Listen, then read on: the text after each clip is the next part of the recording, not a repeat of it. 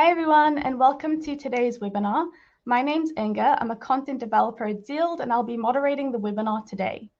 We understand what it takes to run a small business, so thank you so much for joining us this morning to learn more about email marketing and how it can help your business. An email marketing strategy lets you send out high-value content to the right people at the right time during the stages of their customer journey to generate more sales and leads and revenue. Email marketing can also help you strengthen the relationships you do create with people to ensure a positive customer experience and satisfaction with your brand. So today you'll learn all about how to increase your revenue with email marketing. Our speaker with us today is Melanie Barch. She's a marketing specialist at Zealed, and she is passionate about creating the best user experience across different digital platforms. Mel has worked across multiple sectors to help shape businesses' digital strategy and to help implement them. Using best email marketing techniques, automation, and advocating for the end user, she has helped to build brand equity and increase return on investment for many organizations and businesses. In a moment, she'll talk you through how you can grow your revenue with email marketing. A quick run through of how the webinar will run today. If you'd like to ask us any questions, you can send us a message in the chat mode or question mode, as some of you have already done. Good morning again, everyone. You also have the option to message me or Mel privately, and we can respond to you privately too, if that's what you would prefer. After the webinar is ended, we'll be sending out a link to all the attendees with the link to watch the replay. So if you have to run out early or your internet's acting up, or you missed something that sounded really cool while you were listening or taking notes, you'll be able to catch up at another time. We'll also be having our Q&A session towards the end of the webinar, so be sure to bring your questions, and we do encourage you to send in any questions, thoughts, or comments that you have throughout the webinar. And just to make sure that the chat function is working for everyone, please send us in a message telling us if you currently use email marketing in your business strategy. We also have a free offer for attendees of the webinar, which you should see now on your screen. If you click this link, you can sign up for a free online strategy session with one of our digital business strategists. These sessions are really helpful because you can use the time to discuss anything at all in your business. For example, your digital marketing strategy, your email marketing, website, social media, search engine optimization, and your Google Ads, and anything else that you want to know more about in your business. And without further ado, here's Mel to tell you all about how to increase your revenue with email marketing. Ata maria, everybody. Welcome to our webinar this morning around email marketing. I've already said this morning that I get really quite passionate about email marketing, and so I'll try and stay to the slides, and I think that we could use a Q&A at the end to kind of help me go off on a few tangents if we like. But I guess what we're going to be covering today is showing what that successful email marketing funnel looks like. Sharing ideas for what content to send out during different stages of the funnel, and learning general tips and advice for email content and sending emails. Now, I just want to touch sort of why I'm so passionate about direct marketing is it's potentially the closest relationship you'll have with your customer, and really understanding how to communicate effectively or build that relationship that you have with your customers is there's so many opportunities to do that through this particular form of marketing. So we'll go through this and we'll look at what the stages are that a prospect can go through towards becoming a paying customer. We'll look at the unawareness, awareness, interest, and evaluation, purchase and loyalty. So going through that, the customer journey, I guess, and how to continue to nurture those users or those that audience through those different phases. And we'll look at different goals and activities needed at each stage to move these prospects along. Okay, so unawareness and awareness. Now, I really wanted to use sort of, if we're looking at it from a relationship point of view, looking at it and don't judge me too much on this, because I do have friends who have met on dating apps and have very successful relationships now, been married, have children, all that kind of stuff. So thinking about the unawareness stage that we have. So this is where the prospect is not yet aware of your brand. And potentially this could be thought of, if you're looking at it from a relationship perspective, it could be your Bumble profile, potentially. So, you've got your aesthetics, you've got who you are, what you look like, all that kind of stuff. And then underneath it provides your values and who you are. So making sure that your values are at the forefront of this particular part of the funnel, the unawareness funnel, is really important, because it creates that value. It aligns those values between yourself and your potential customers. So these first touch points can include things like the paid advertisements and search and social media, organic social media posts, blog posts, and other brand promotions. But thinking of it, so people are still scrolling through, right? They're still looking at your competition. They're still looking at all your other things that are happening, being thrown at them through these particular channels. So having who you are, what your values are, thinking of it like an elevator pitch is really important, because we'll also look at it from a personal investment point of view. So, for example, what you're trying to do is build enough of that relationship at the outset so that people are wanting to invest further into who you are, to convert to signing up to your email, for example. So a low personal investment would be liking something on a social media, on your social media, on a post or something like that. But also taking into consideration that Kiwis are less likely to like a social media post than other countries, because of the personal brand ramifications if their family and friends see that they've liked a post. So that's just something to take into consideration. If you've got a great impression, if you've got lots of impressions, lots of reach, all that kind of stuff, and your engagements are a little bit low, potentially that's part of that mix as well. But what we're doing is we're encouraging them to find out more about who you are and your brand. And so when they click on those particular first touch points, second touch points, however many times they see you before they want to learn a little bit more about who you are, then the prospect is directed from your online content to your website or landing page. And this is kind of that next phase in the dating phase, where you start having those conversations, and you can introduce yourself and expand on your brand and your values and what you're offering to this relationship. So creating an offering that is captivating enough to want people to engage with you more. So what are you offering them in exchange for providing their contact information? So it could be lead magnets. So we're looking at things like ebooks or free consultations. So it'll vary from business to business. So whether you're providing a service or a product, these types of things, you can sort of work out what is a good hook for your potential clients or customers. So those ebooks, free assessments, what they're going to get as part of their e-newsletters. Are they going to be receiving more inside tips about how to invest in property? I don't know. Or they're going to be the first to know about releases of products, or they're going to be given discounts to, be the first to know about product discounts and things like that. Another captivating incentive, I guess, to continue that relationship is things like discounts or enter to win, or it could be enter to win a voucher, or you get a discount on your first purchase, just to sort of tease open that relationship a little bit more. And I've said, so making sure that we address, or you address who you are, what you do, why you can help prospects, and why they should stay. So really honing in on that relationship and that value exchange that is on offer is really important.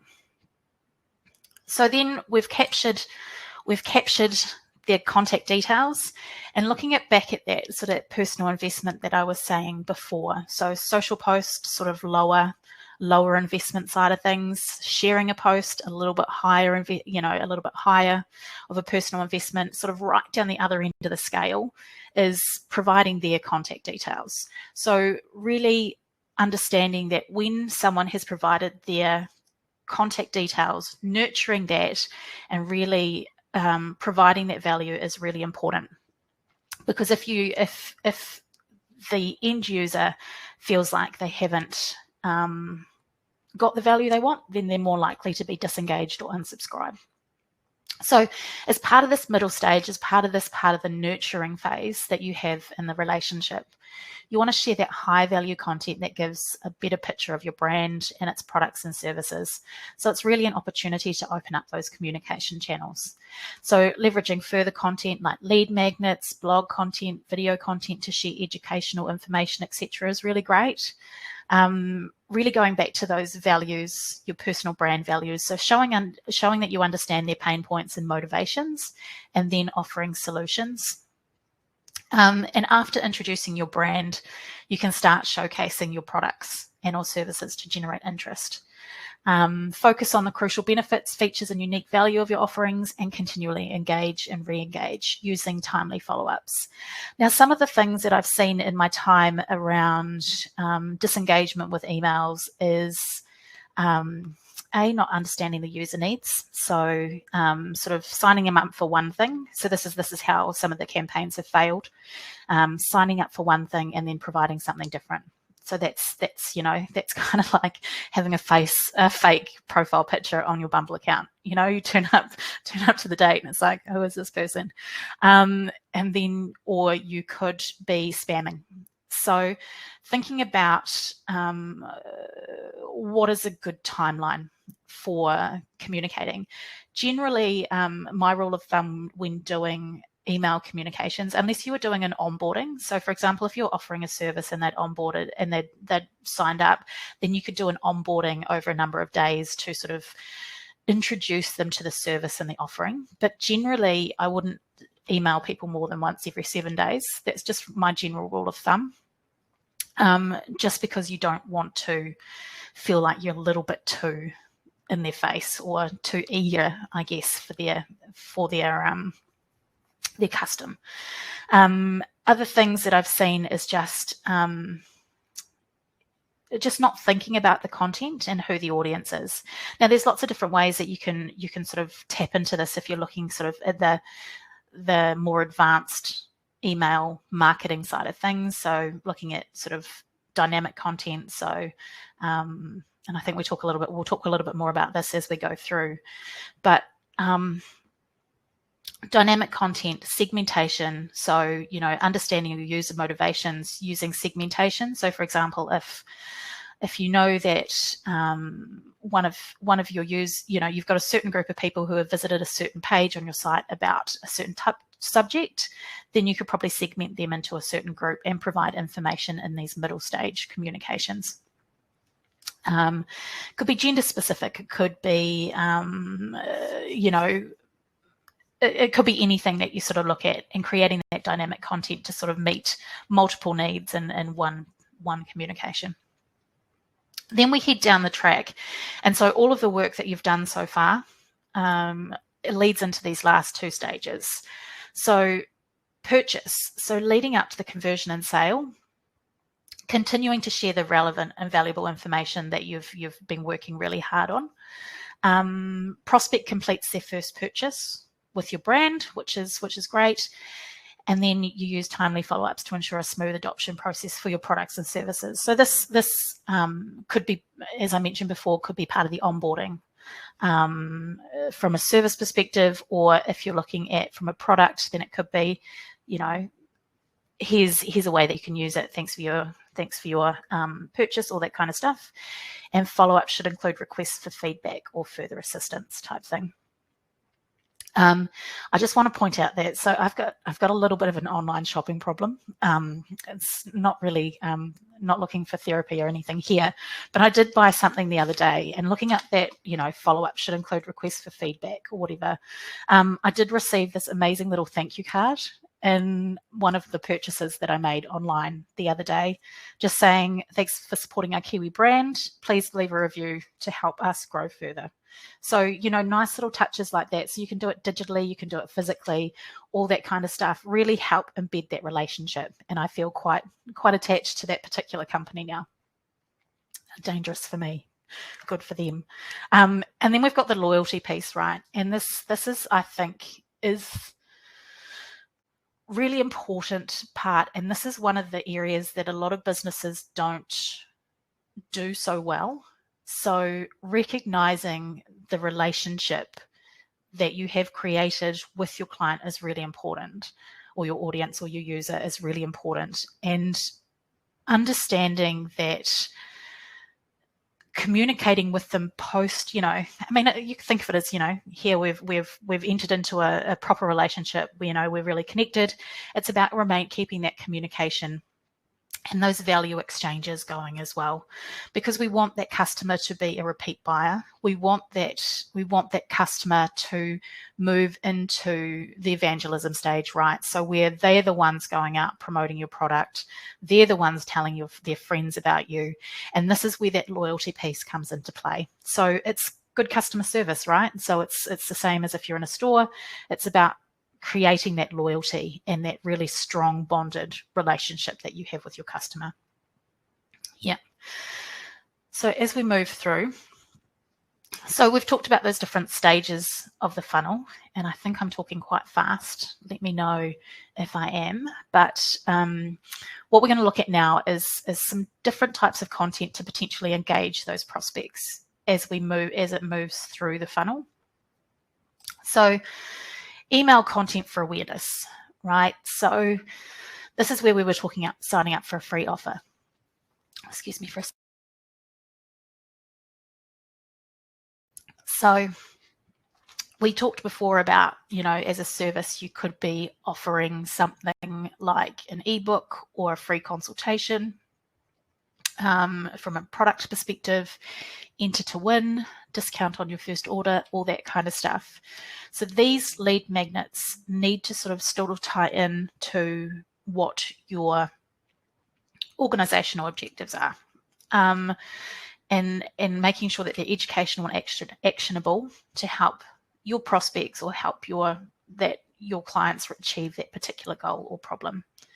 And email newsletters that share new insights and information on that regular basis. So every business is going to be different in terms of the type of information they share, the way that they present their information, but ensuring that it sticks within the remit of what you're trying to provide, that relationship, and creating that ongoing nurturing. Signed up for a free discount. Your email content for awareness could be, thanks for signing up, you're in the draw to win, or here's your ebook, or book now for your free consultation. And then you can provide more insight and more value at this particular point around other products and offerings that you have on point. So email content for interest and evaluation. So this is for them to start really considering that purchasing a product or service.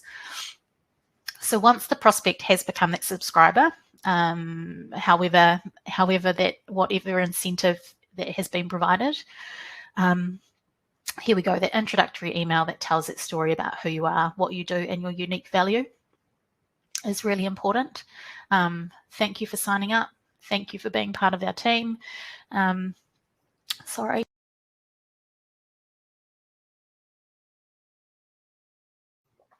And that, that high value, so a high value exchange email newsletters that discuss blog content, webinars, industry news, resources, and then look at customer journeys, case studies, testimonials, and social proof. So really validating what you're saying through other people And we were talking about that evangelism before and the leaving reviews. So all of that sort of ties back in.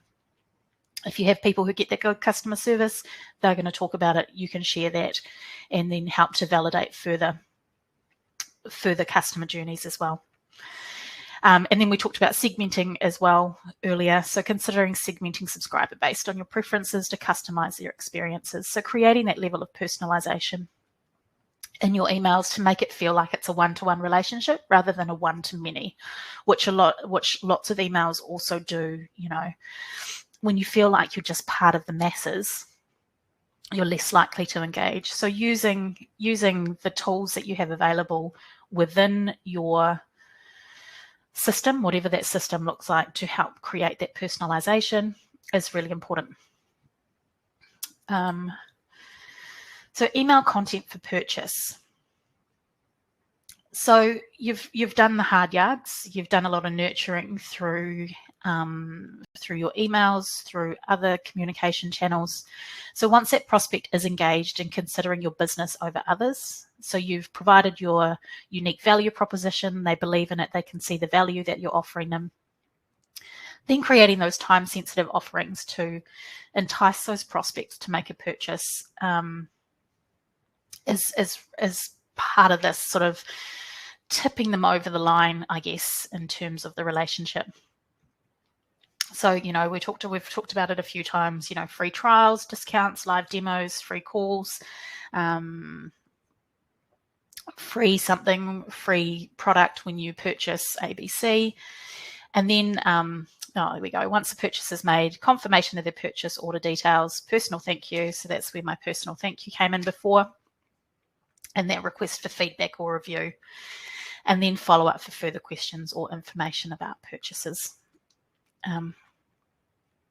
So these are really, I say important so much, but I guess it's really taking into consideration at each stage of this particular nurturing phase to think about how the user feels at each particular point. And you can sort of make those assumptions that you've been engaging them, they've sort of been looking more at purchasing, and then they've got to this particular point. So making sure that this particular piece is as well considered as the rest of it is important. And then there's that email content for loyalty. So this is where you're building on, you know, you've embedded that relationship. This is where the reviews come from. This is where the word of mouth comes from and all that stuff. So once that purchase is made and the prospect is now a repeating customer, you just want to further re-engage to foster brand loyalty. Now, they can also be part of those regular emails that you send out all the time as well. But you can segment these to people who have completed a purchase, and then every now and then they get, hey, as a such and such, then you get this particular deal. So in this particular example, you know, 20% off for 48 hours. You get product recommendations, loyalty programs. A lot of people will do spend so much and you get different levels. And then you get free stuff or more discounts, and you can offer additional high value educational content and additional discount offers, etc., such as this example here. Turns out I don't talk this much usually.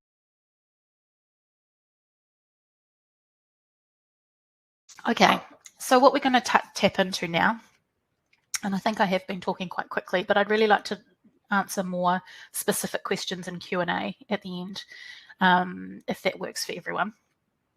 So what makes great email content, what to look out for when sending emails, and then what rules you need to follow. So what does make great email newsletters? So every single, we'll go through the list first, but just a few deets that I've learned in my journeys. Quality, aesthetic design.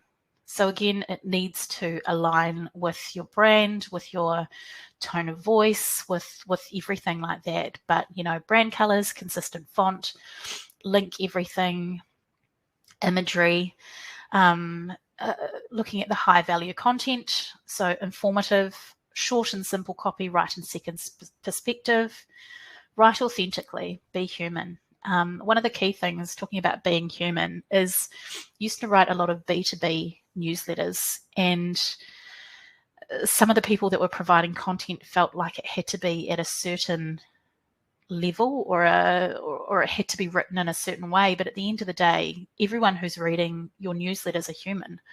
Whether it be, someone at the top of a company or someone who, works from, stay-at-home parent or something, everyone's human and they read in the same way.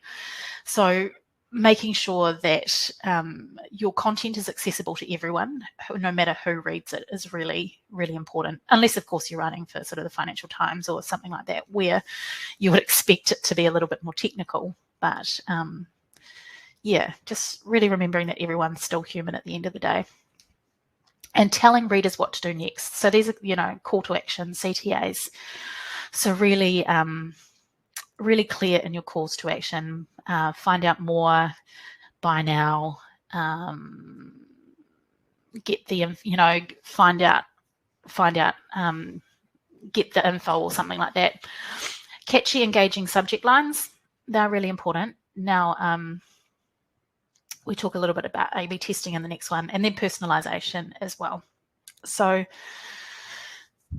everything that all of these will be relative to your own businesses, right? Testing, the thing with digital is that there's not a set, you should never have a set and forget mentality. Everything should be evolving and tested. And, I use the minimum viable experiment model, where you have your product, you take really small hypotheses. So for example, I'm going to do 2 very different subject lines, test 2 different subject lines this month, and then see how that rolls out. So that's a very minimal experiment. You can get pretty quick insights from that, and then you can adjust the next month and test something else. So it's minimum viable experiment is doing the very least amount of testing that's not going to impact the overall it's not going to have any impact long term. So for example, if you change a subject line in the future, that's not going to have too much of a difference. But if you were going to, so for example, you decide one day that you hate your newsletter layout. Why do you hate it? Does it's going from hate this, need to change the whole thing. That could be quite an abrupt change for potentially your more engaged users. So using that minimum viable experiment and just testing different bits in your newsletter to understand where the pain points are is better than kind of going all in and changing everything at once. Look, what to look out for when sending emails. So, man, so many painful. Gmail is just the hardest provider to work with. So different email providers and inboxes. So testing emails to multiple email providers is a great way to see how your email is presented. Keep fonts and format simple. So we talked before about having consistent fonts through your channels, but all of them need to be web accessible. So, choosing a font that can be used in multiple places is really important. Happy to talk about that more at the end if you like. But in terms of Gmail, we've got this email size down the bottom. 102 kilobyte max file size, 3000 pixels max height. So what Gmail does is if your HTML email is over 100 kilobytes max size, it cuts off the bottom of the email. So I don't know if you've seen, if you use Gmail or whatever, sometimes when you get emails through, it'll have their little ellipses at the bottom and it'll say read more. That's because your email is too big for it's too big for their sizing.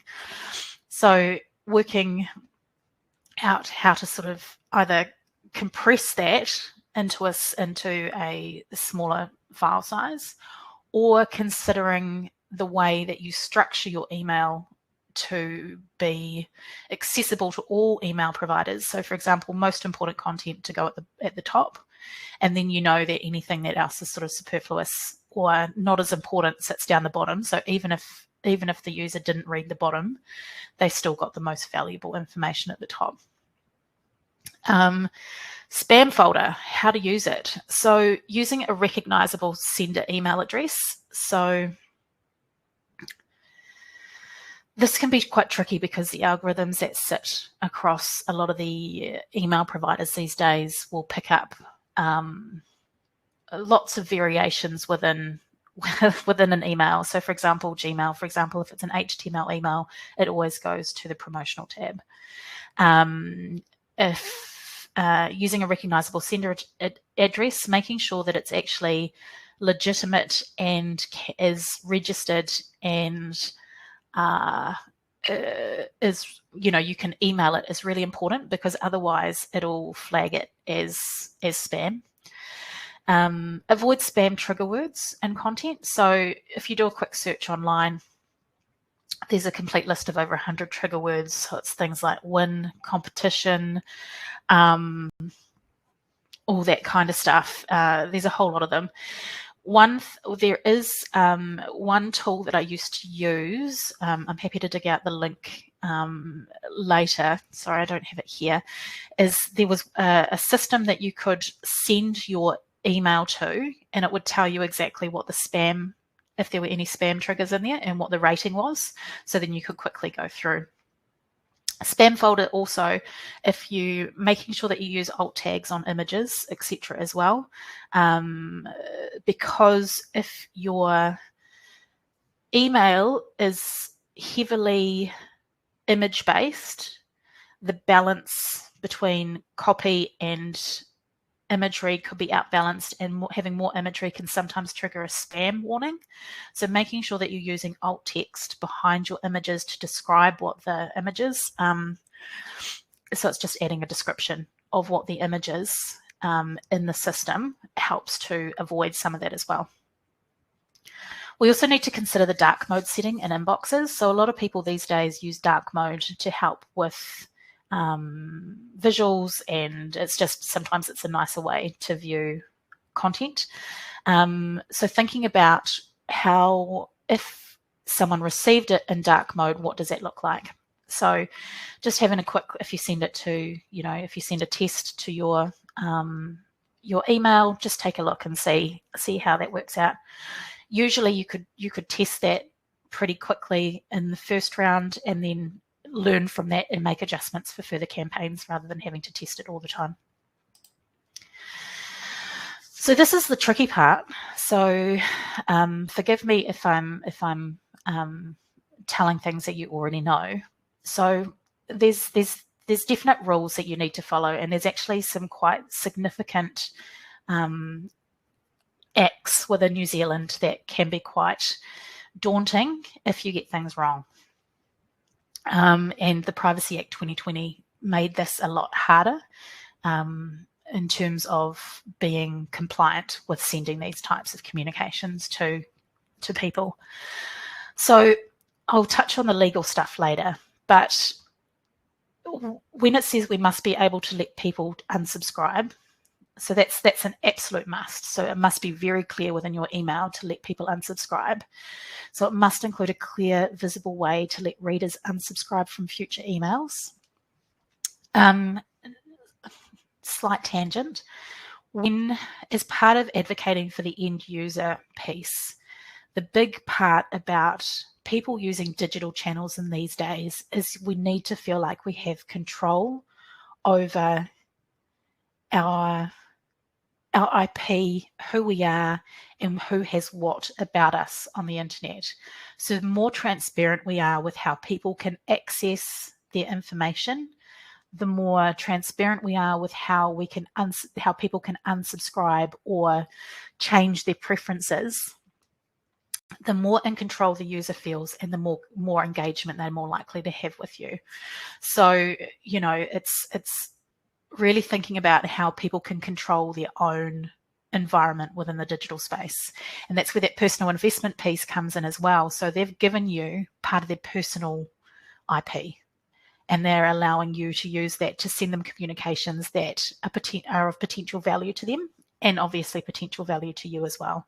So letting them still own their information is really important from that engagement and that relationship perspective.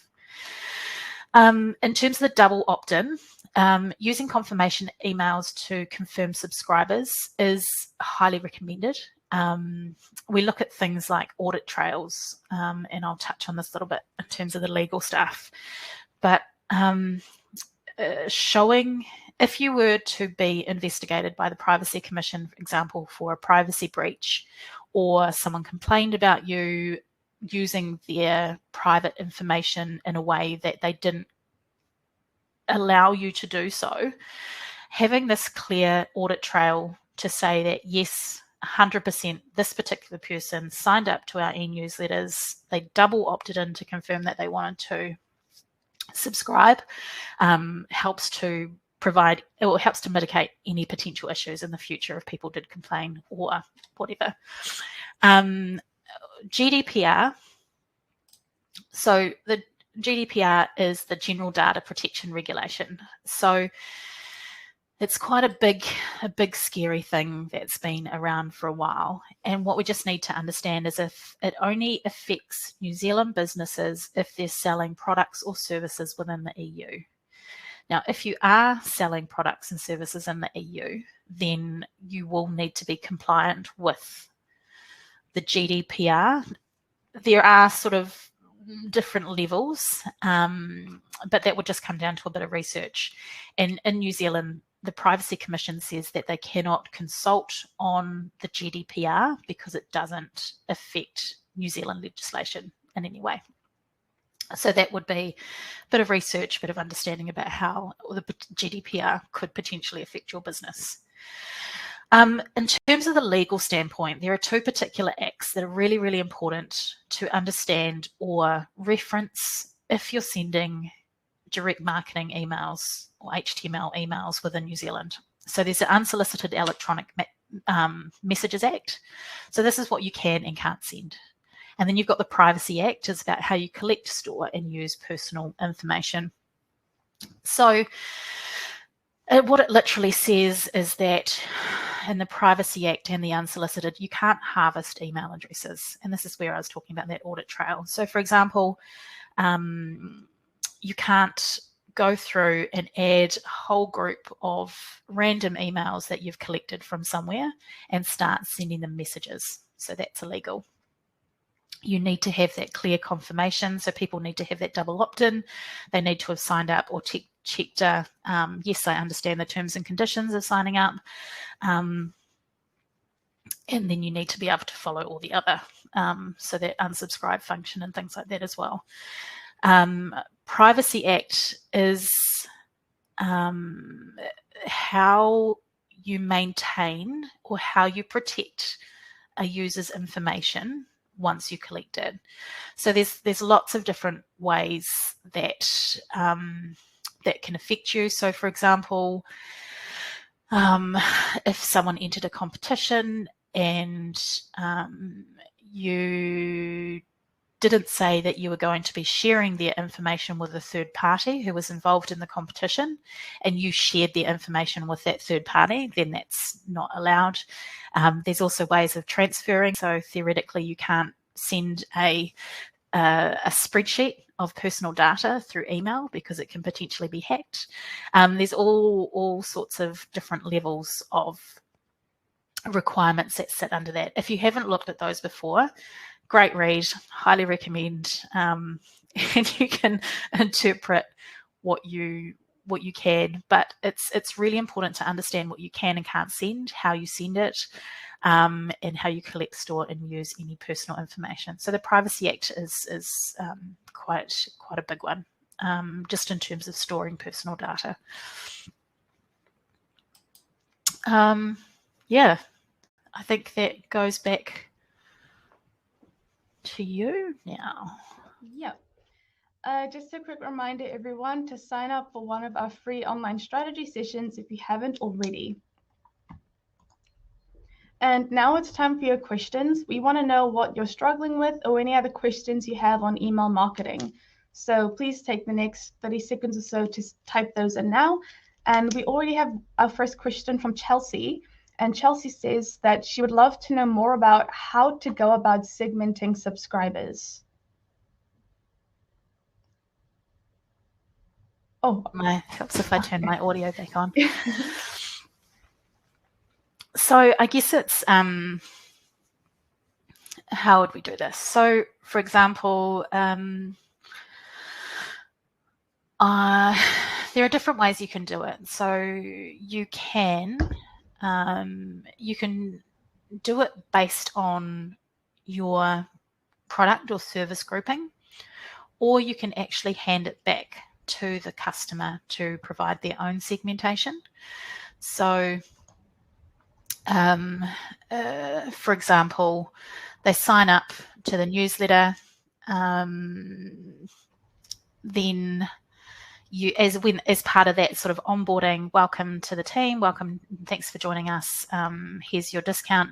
Let us know your preferences, and then you can send them to a form that says, "Yep, I'm interested in anti-aging skincare, teenage problem." If we're looking at a skincare point of view, and then people can, and it gives back that ownership, so people feel like they own the information that they're providing.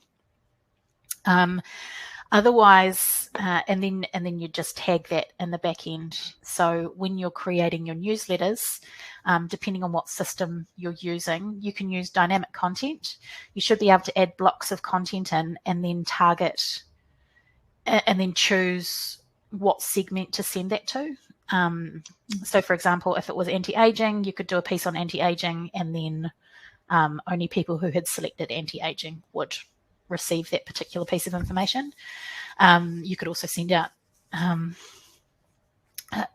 using dynamic content versus using individual emails for segments is a lot better, because if you're sending out individual emails to meet segmentation, to meet that particular segment's needs, they could also be signed up for every single, category or segment that you have.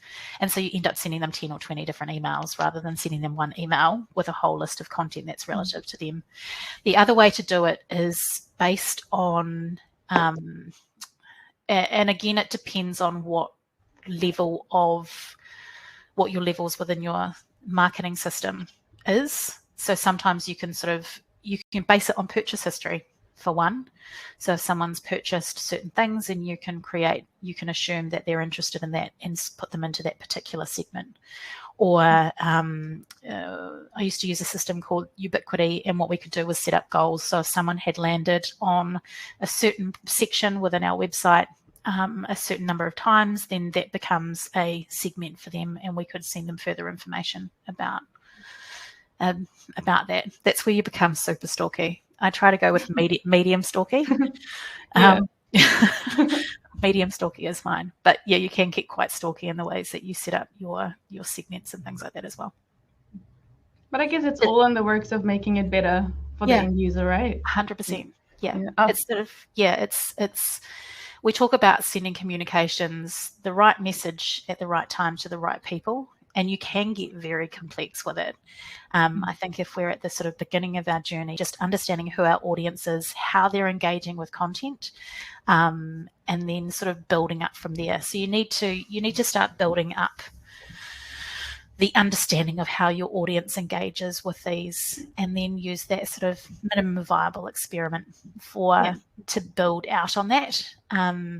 The key thing to learn with when you're doing this testing as well is don't do everything at once, because then you can't attribute the results to an action. So using that minimum viable experiment, you can actually start seeing and making changes reasonably quickly. But in terms of segmentation, there's, I guess, Chelsea, there's lots of ways you can do it. It'll depend on what your business does, and how and what level of information you can gather.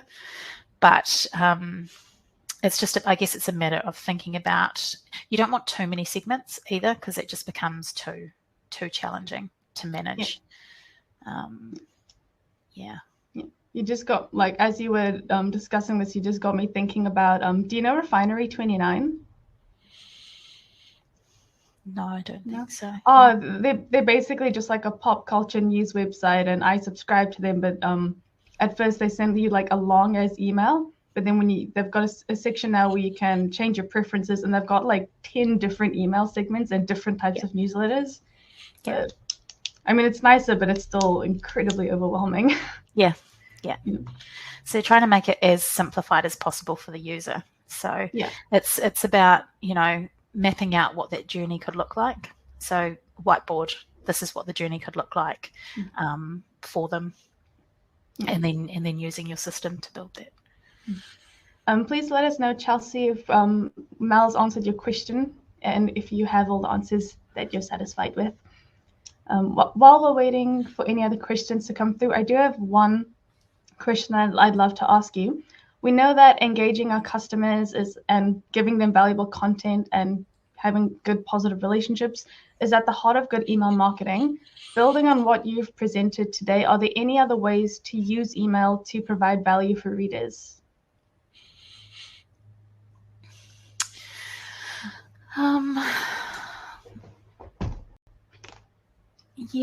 There's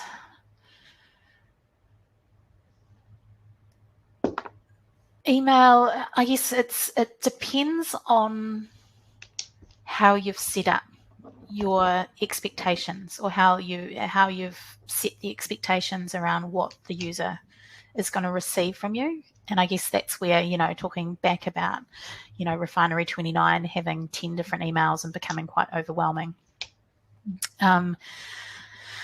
Using email communications to do surveys, I guess, to test products. I guess you could use a segment to see if you wanted people to test different services, test different ways of marketing. There's lots of ways that you can. So did we talk about A/B testing? We didn't talk about A/B testing. No, I think you were saving it for the end here. Yeah, so A/B testing is split testing. So in a lot of systems, you can do that with the subject line. So you can sort of choose one subject line that you would normally do, and then you choose a different one. And then you could test to see which gets the most open rate. You can test, most click-through rates, that kind of stuff. But you can also do it in terms of products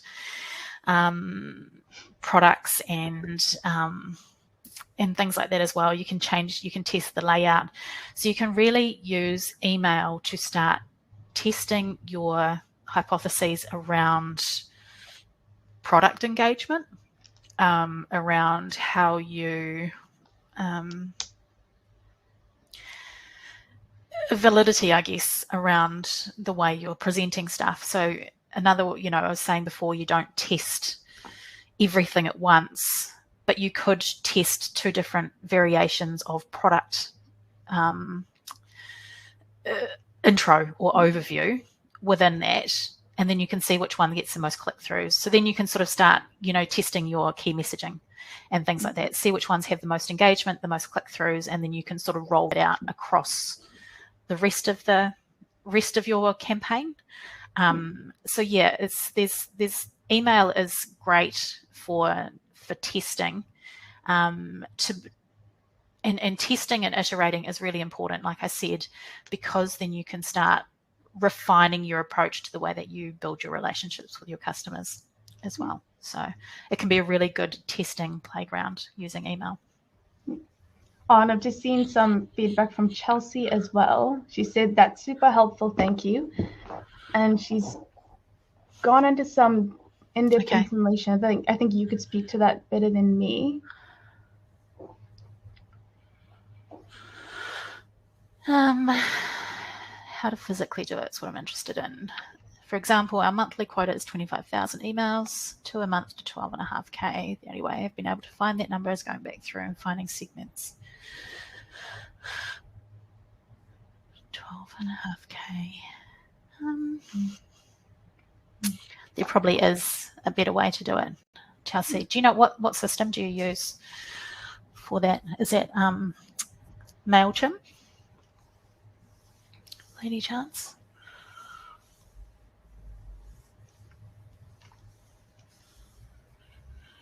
Yeah, sorry, I'm not quite sure. Maybe you could email me afterwards.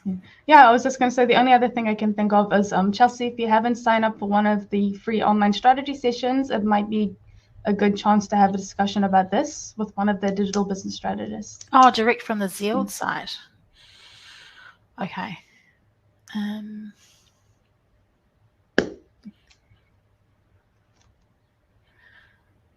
Okay, I'll have to look into that for you. But yeah, maybe we just jump on an email afterwards, Chelsea, and we can look at the details around that. Oh, yeah, I can. If Chelsea's happy with it, I can pass on an email to you. Yeah, cool. Yeah, let me know if you're okay for me to. Or can you email me your email address, please, Chelsea? Sorry. Any other questions so far? Oh, okay, cool. That's great to go. Cool. We don't seem to have any other questions, so I think we'll move on from the Q&A for this morning. Thank you, Chelsea, for sending in your questions, and thank you, Mel, for all the information you've provided this morning. I'm sure everyone will have a lot to take away from this. Cool. Awesome. Thank you, everyone, for coming along. Yeah. We have an amazing new topic for our next webinar on August 24th. We'll be showing you how to use Canva for content creation. Canva is an incredibly diverse tool that I love. And you guys will love too once you use it. It's incredibly easy to use, and it's got free and paid versions. And we'll be walking through a tutorial of how to use Canva and how to create social media posts in the system. Now, the 24th is a few weeks away, but we do encourage you to visit our webinar library of past webinars for more digital marketing resources until then. This is the end of our webinar today. A special thank you to Melanie for walking us through all this really cool information, and thank you to all of you for taking the time to join us this morning. We hope you have a wonderful day, and we'll see you again soon on August 24th. Bye.